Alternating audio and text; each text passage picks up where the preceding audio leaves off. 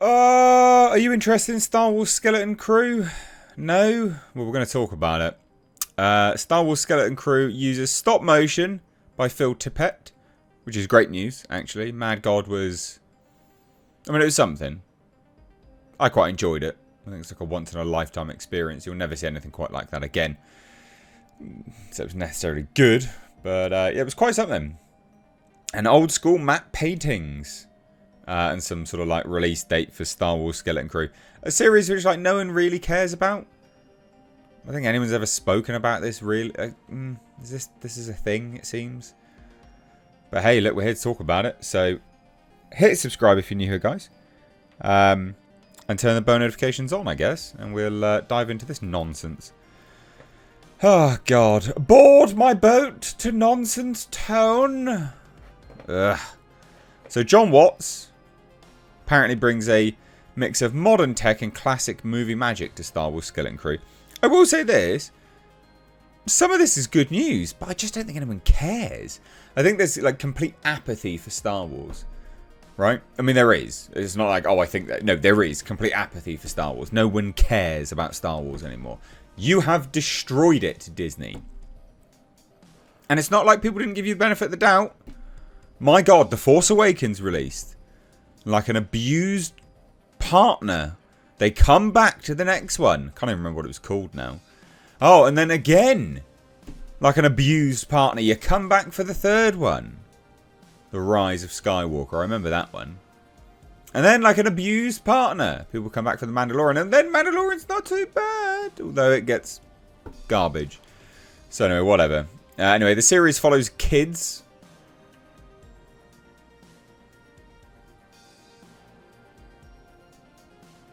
What?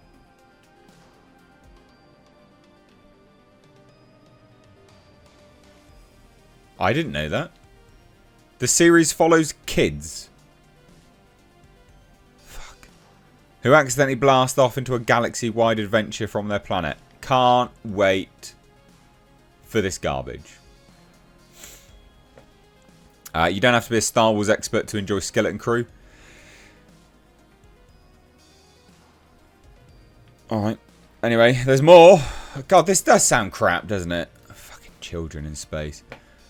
Jon Watts, the guy in the chair behind the MCU Spider-Man trilogy. That's positive. He's good at... Like, he was good. Is now steering the ship for Disney Plus's latest series, Star Wars Skeleton Crew. Chatting with Collider's Stephen Weintraub at CCXP Mexico. Watts dished out how he's mixing the latest tech with some good old-fashioned movie magic for his for this new venture into the galaxy far, far away. You mean going back to basics.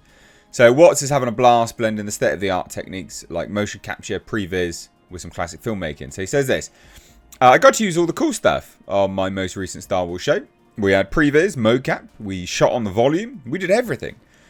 But the most fun part was we also used the old school techniques as well. We got Phil Tippett to do stop motion. We did matte paintings, like real old-fashioned matte paintings. We got ILM. We got an ILM painter out, sorry, of retirement, to come out and do that. So to me, all that stuff is fun, but it's just another tool and it depends on how you use it. Okay, cool. Again, I don't think anyone cares about this, but fine. Phil Tippett's an interesting one to bring back. Bringing Tippett back to Star Wars is a neat nod to the past and pretty cool for continuity for the series. A legend in stop motion animation. He's a pioneer in early visual effects. He is great. Like, Phil Tippett is amazing. Like, he's truly amazing.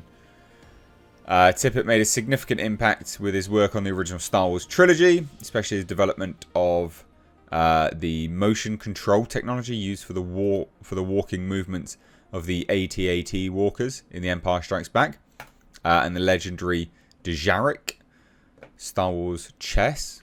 So all that really cool stuff. Yeah, that was him. He's genuinely great.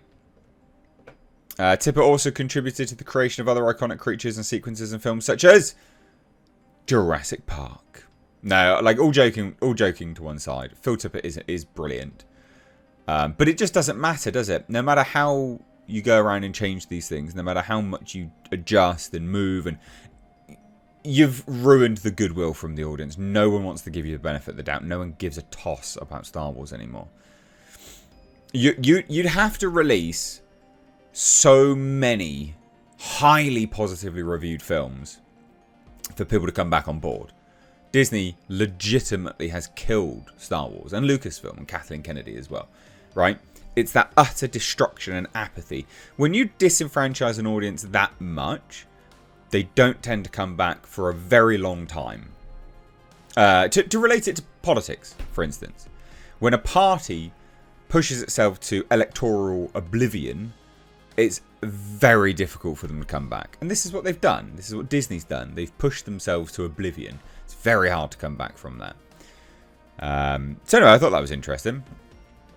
So what is Skeleton Crew about? Oh, wow. New series. It's about a group of kids that find a mysterious secret on their planet and accidentally get lost out in the galaxy. And it's a story about them trying to find their way back home. Not gonna lie, don't give a shit. So it's about kids, basically. Not interested in anything to do with children at all. That sounds wrong, but you know what I mean. Not interested. Like, I don't care about watching kid actors. I think kid actors, generally speaking, as a rule of thumb, are awful. So I don't care about this in any way, shape, or form at all.